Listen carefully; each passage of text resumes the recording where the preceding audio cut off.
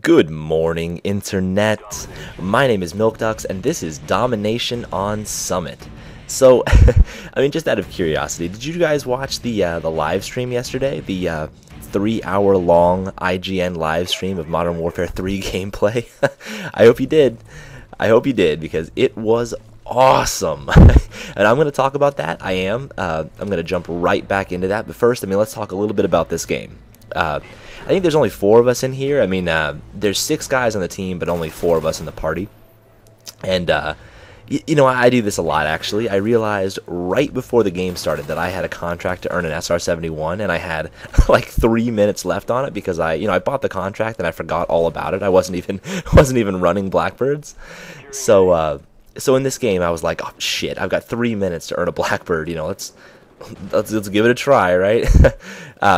And so I'm using the AUG because, okay, like I've been using the FAMAS a lot lately, and let's just be honest, it's the best gun in Black Ops. It really is, and using it just kind of makes me feel like a bad person.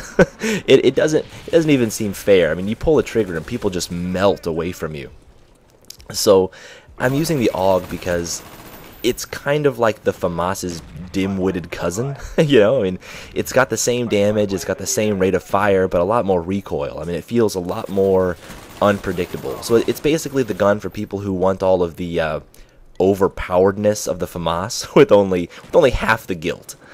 And so with that out of the way, let's get back to talking about the live stream, right? There was a bit of a Q&A element where the interviewer would direct questions from Twitter toward the developers.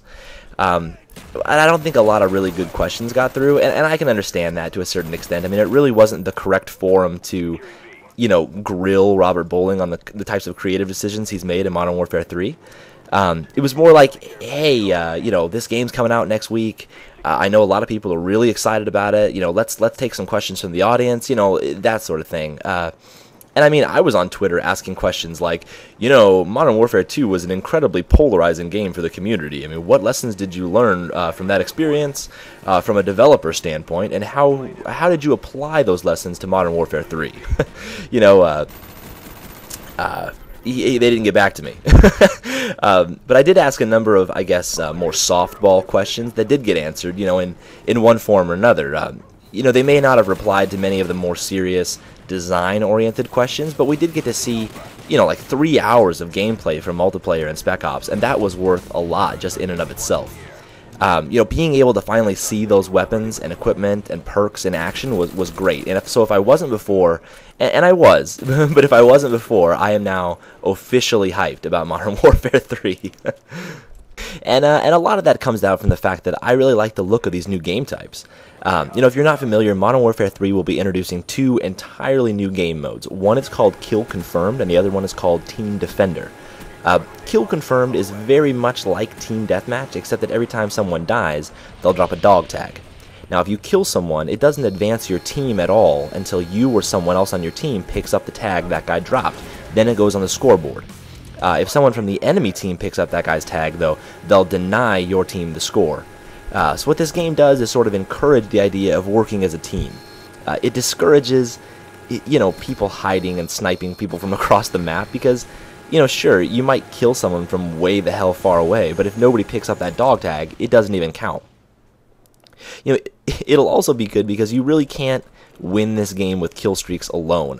They'll certainly help, but you can be up there in an AC-130 raining hell down on the battlefield all you want, but again, unless your team's down there on the ground picking up those dog tags, it really doesn't count for anything.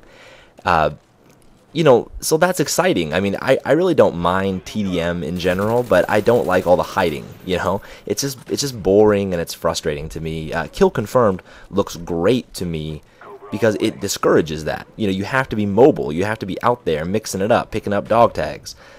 You have to work with your team. It sounds great. And in Team Defender actually sounds even better.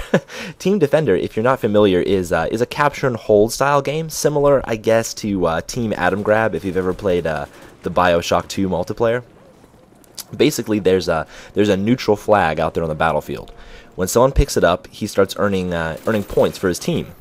The longer you hold the flag, the more points your team generates, and the first team to X number of points wins. Now, in the live stream, it was a lot of people just sort of randomly running around trying to kill the flag carrier, and I'm sure that'll be the experience for a lot of players. But for someone like me, though, who kind of plays with a full squad, I almost can't imagine anything more fun. I mean, I love the idea of snatching up this flag and having your team escort you to to a great defensible location, and then locking down the area for the win. And I'm likely to play a lot of support in Modern Warfare 3 anyway, so that sounds especially fun, because once I put on that Recon Juggernaut suit with that riot shield, I mean, good luck getting your flag back. I'm just so excited. I really am.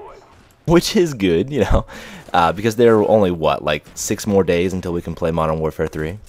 And, and speaking of which, this is probably going to be my last official sort of Black Ops multiplayer-oriented commentary. I do plan on doing one more Black Ops clip this weekend, but I'm thinking, I might maybe use some zombies footage instead of the regular multiplayer stuff I've been doing, just, for something different. But, we'll see how that goes this weekend.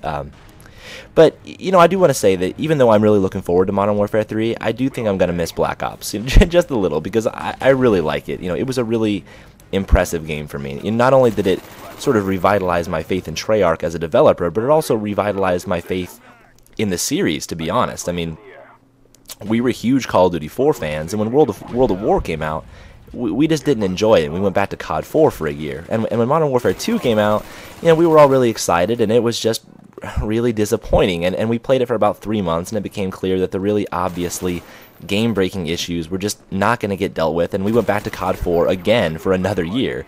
And that's why we love COD 4 so much. I guess not everyone maybe realizes that, but we played Call of Duty 4 for like 3 years, just because the alternatives were games we didn't want to play. So that's why we're excited about Modern Warfare 3, which really claims to return the series to what it was back in the original Modern Warfare, and we'll see how that goes. But Black Ops came along and really impressed us. I mean, for the first time, really, we had a game that didn't reward bad players, really. That didn't cater to the lowest rung of the player base, and had a development team that not only listened to the community's concerns, but also, addressed them.